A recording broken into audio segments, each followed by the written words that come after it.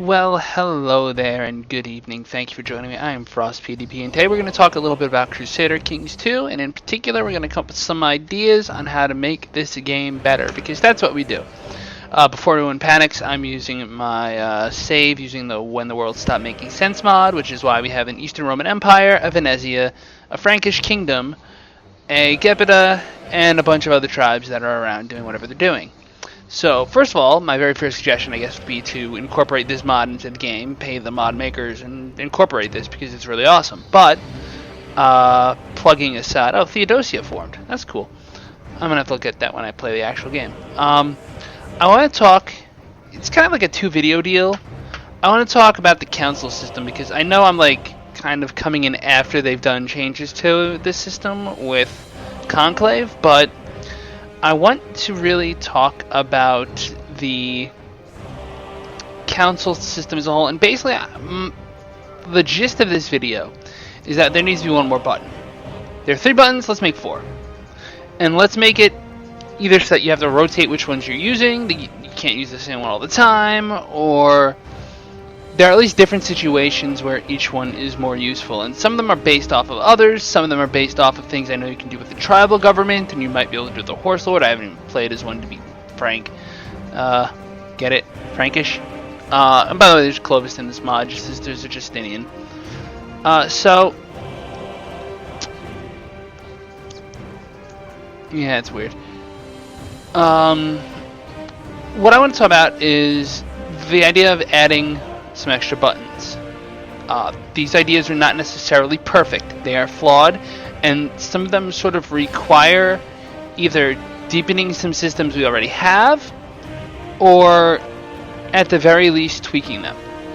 One of these suggestions is going to come from a YouTuber by the name of TGA Gaming. He's a pretty good dude. You should check out his videos. Just figured I'd get the plug out of the way because I'm that kind of guy. I like to be up front. When he was talking to me about what is labeled here as Mysticos, but I call him the Spy Master. Just like I call this the Learning Person, because they're based on learning stat. He had some interesting ideas, and I'm going to share them, but I'm going to go down top to bottom order. I just wanted you to know that this isn't all of me. Some of this comes from other people, some of this comes from what I've read on Reddit. But I'm trying to synthesize information and bring it together so that it's a little more useful to Paradox and the community as a whole. And if you hate me, if you think I'm making the game like EU4, maybe I am. Maybe that's not a bad thing. Or maybe I'm not. And maybe I'm just trying to deal with the similarities. And that's where we're going to jump. Because I have to talk about it. Because I have to. Threat. I'm at 85% and this character's barely done anything. Ruler of Scotland, 1. I don't get that. Like, why am I ruler of Kate, 130? Like, what? I don't even understand what that means. They're all the same person. I mean, the Roman reconquest I get, but look, bottom line, right? Oh, you know what I think that is? I think that's my vassal, because he's been expanding his territory, and okay, so some of my threats coming from my vassal, of course, which I kind of like an activist vassal, but I don't want him to conquer all of this, but we'll get to that in the series. So my character is Lupita of the Eastern Roman Empire. She's Hellenic, blah blah blah. She's 85% threatening. I've said this before, and I'm saying this in a different type of setting now. Add a button, or at least incorporate into this button a way to lower threat. Now, right now, the way to lower threat, would, I guess, from a game mechanics standpoint, would have to be you would click the button, you'd set your advisor to either just be here or in a foreign court or whatever, and it would work to actively lower the threat. Maybe add half the percentage. First of all, this should be based on state diplomacy, but let's pretend we're going to make sense here. And you assign this guy, just make it 0.2%. If he's got a skill of 20, 0.2%. You get 0.2% less. Now that's a lot. That feels like it would unbalance things. But threat is weird in this game because it's this game's way of doing EU4's coalition. It's designed to be a check against blobbing out, which, number one, as you can tell, has not really worked for my Eastern Roman Empire campaign. Although I started off pretty strong, I've also expanded quite. I mean, I'm down here. I'm all the way over here. I'm up here. I've got like half of Western Rome reconquered. I've had really few problems managing threat, and I've in fact accidentally declared war against just about the entire world. I mean, I'll show you, just for the sake of argument, what I would face if I declared war on Venezia for anything. I mean, that's the entire world. And I can still take on the entire world as long as I'm up here doing quick assaults and siege downs. So first of all, it's not accomplishing what it's supposed to do, because there's no real coordination between the different forces, which I understand is probably an AI limitation. But second of all, and notice on Lombardy's up here instead of down here. Hee. It's 561. I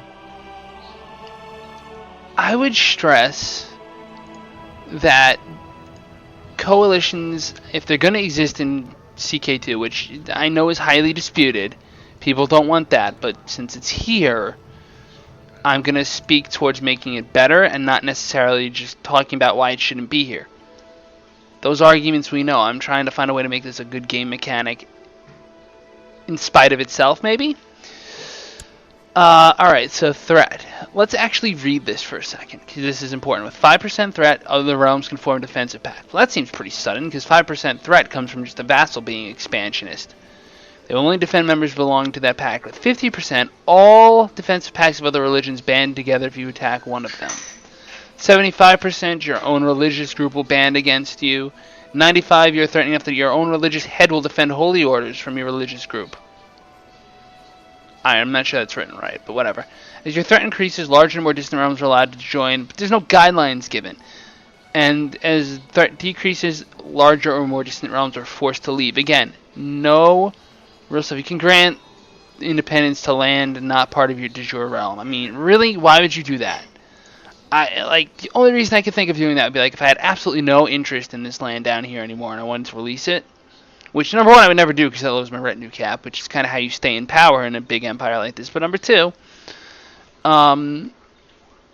okay, I would relinquish control of this, but it wouldn't. So it's not like E4 would become a vassal. It's just independent and doesn't like me, or even if it likes me, so what?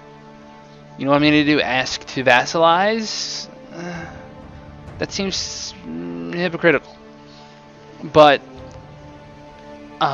you know, this little button up here that we're talking about would lower threat. By how much?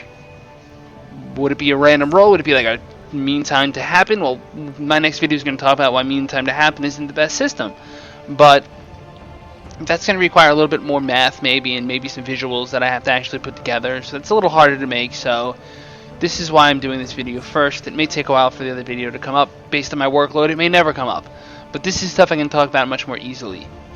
So military, right? It was really hard for me to come up with something for military, but I like the idea of being able to organize a bodyguard. So you have suppressor bolts, you have constant, you have your trained troops, which is your levy size, and you have research military. What about training a bodyguard squad, like I don't know, Game of Thrones, Kingsguard? Your Magister Militum becomes in charge of a Kingsguard, which will protect you against assassination attempts. So if you know someone's trying to kill you, this is another lever you can pull to defend yourself. You don't have to go into hiding. You can have a bodyguard. And one thing I would always suggest would be that the plot to kill mechanism be more diverse. And hopefully that's something we're going to do with Way of Death, is what we're calling it now, I guess, instead of Way of Life, the secret DLC they're coming up with. Seriously, create bodyguard, because there need to be... You know, number one, that should help you out in combat. It should reduce your chances of dying in combat. But number two, it should also reduce your chance of being assassinated. That's just what I would think. Your quester, right? Your steward guy. I thought about this a lot because they sort of already have the button that I would want. This doesn't help me. I'm sorry, it just doesn't. Like, oversea construction is so rare in my personal experience, it's useless. Economy tech, it's nice, spread rate is good, but unless you're really playing for the long haul, and you really don't want the money, which I probably should be set to actually, but, you know, money. But 42% money is actually really good, right? And most people would use this most of the time, but I don't like random events that determine big things, right? I don't like that. So culture change. You know how you're always going to find characters, and whenever you want to create a new vassal, my religion, my culture. But whenever you conquer someone, they're always not your culture. So my thoughts on that are pretty simple. The tribal people have a convert culture button. Just make that available.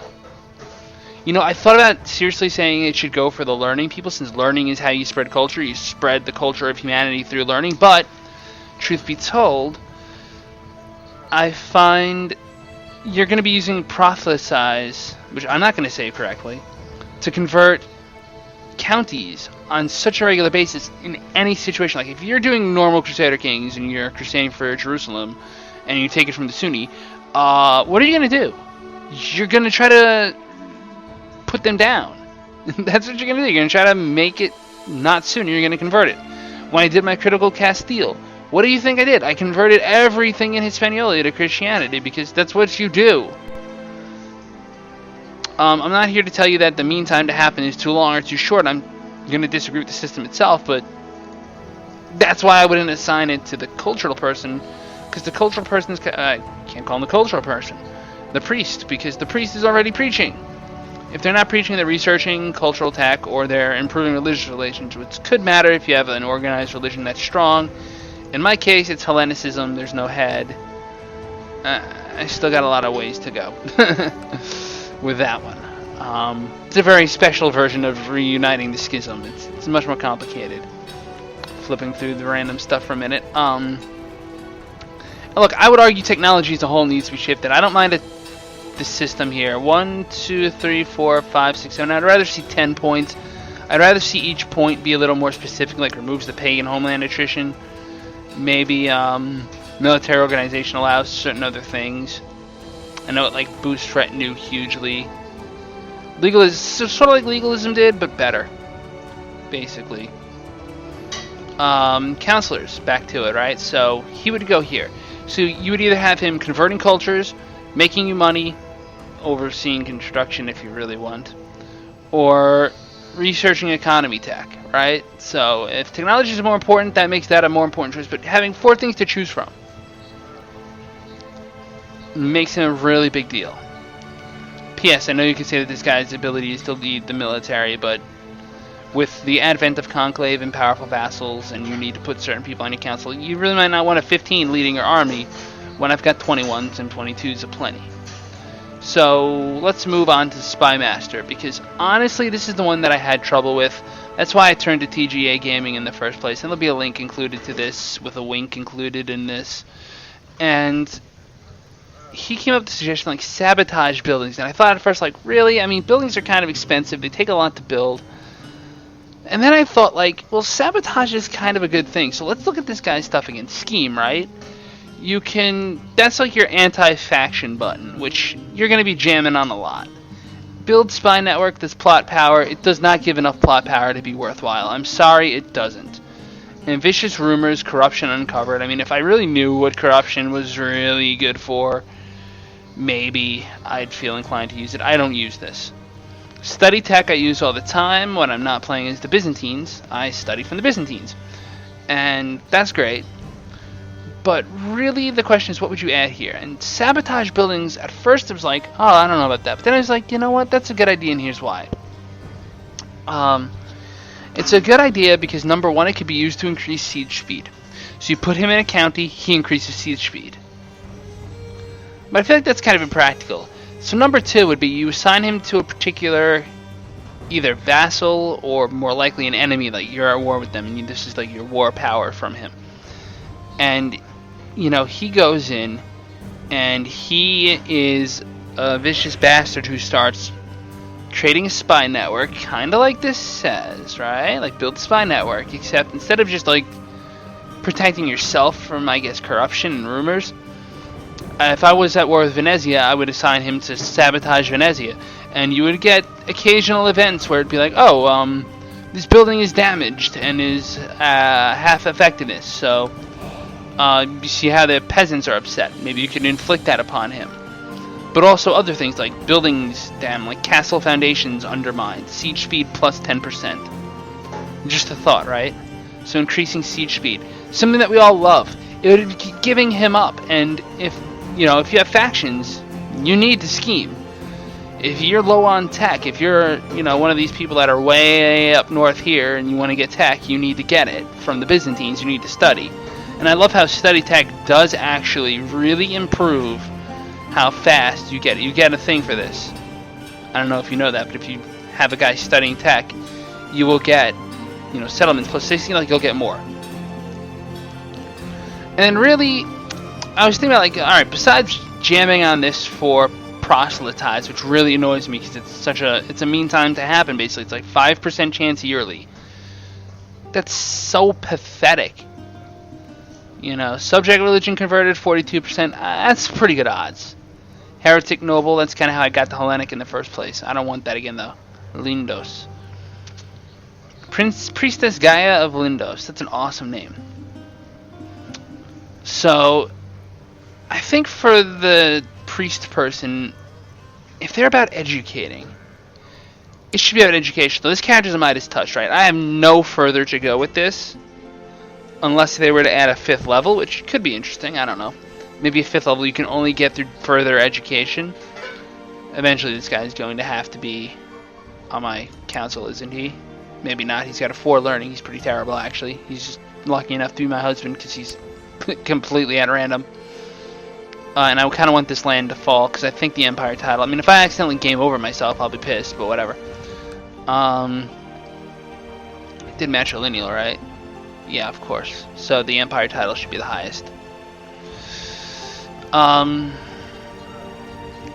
What am I talking about here? I'm talking about putting down a little education button that I think would be important because, let's face it, it would allow you to take, let's say, this guy who's got a 15 martial but is a naive appeaser. He's an idiot. He has no business being on a sword yet. This is what he's best at.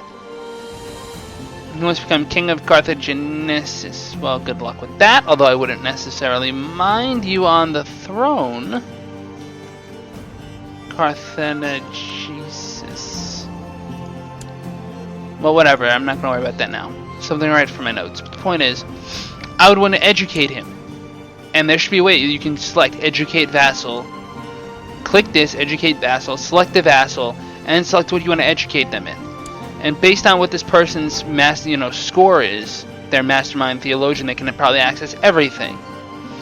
But based on their education and their learning abilities, they should be able to teach you certain things and continue to level your character up in areas they're good at.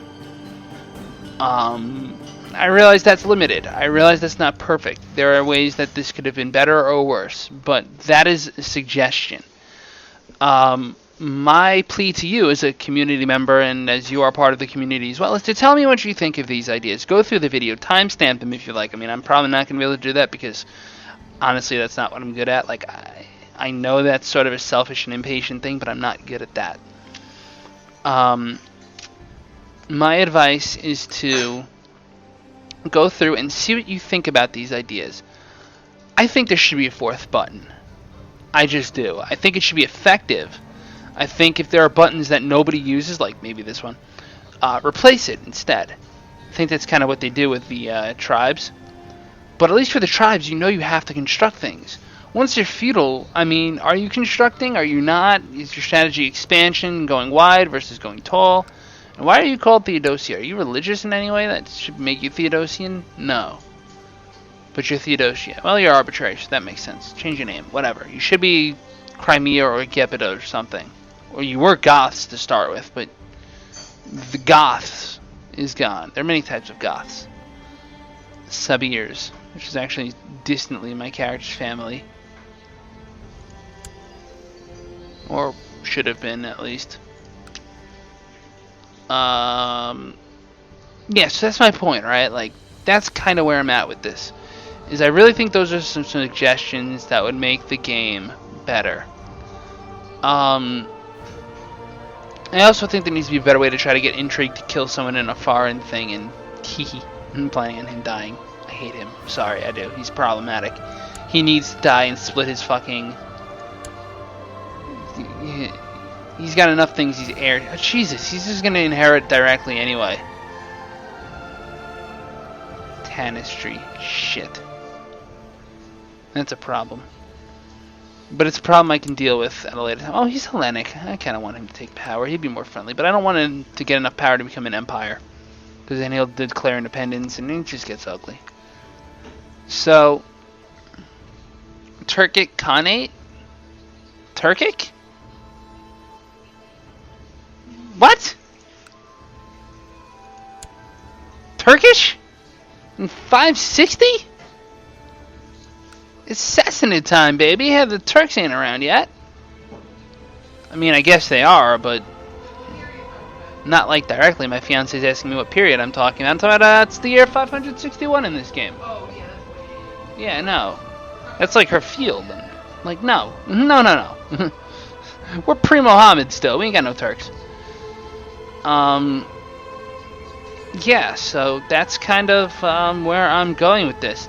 Those are my thoughts. I'd like you to comment and respond. I'm going to make more of these videos. I've already made a few others. There's a playlist for it. So if you enjoy it, hit the like, subscribe buttons. My regular episodes, again, are Monday, Wednesday, Friday. And just as a short channel note, I was planning to go away. As you can tell, I have not. So I have a week of pre-recorded stuff. But other than that, I have mostly nothing. Still haven't gotten Doom to work, although I've been playing a lot of snap maps because I'm an addict apparently, and there's some really good ones out there. There's some really not so good ones, I think, but there's some good ones, and that's another thing.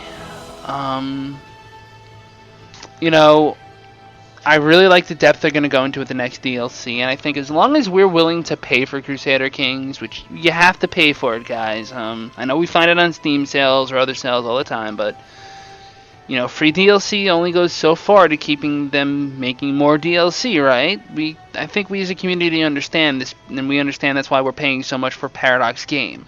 Because this game that I'm playing right now is not Crusader Kings 2, it's like Crusader Kings 6, basically. When you count all the DLC and the historical and ahistorical. I mean, even if you don't like Sunset Invasion, it gives you a horde coming from a different direction. It gives you a gameplay mechanic you could play with. It gives you more resources to use for mods like the Game of Thrones mod, which I have never tried, and after the season finale I'm semi-inclined to try just for the sake of fun. I'm not going to spoil anything, but fun. Fun. Jon Snow going Leroy Jenkins is not a spoiler anymore. That was last week's episode, and you have to deal with the fact that I said that. And you still don't know what I'm talking about, then you're not spoiled, are you? But you're encouraged to watch, I expect. So, those are some rambles, and I'm getting out of hand now. So thank you for joining me, and as always, La Paz.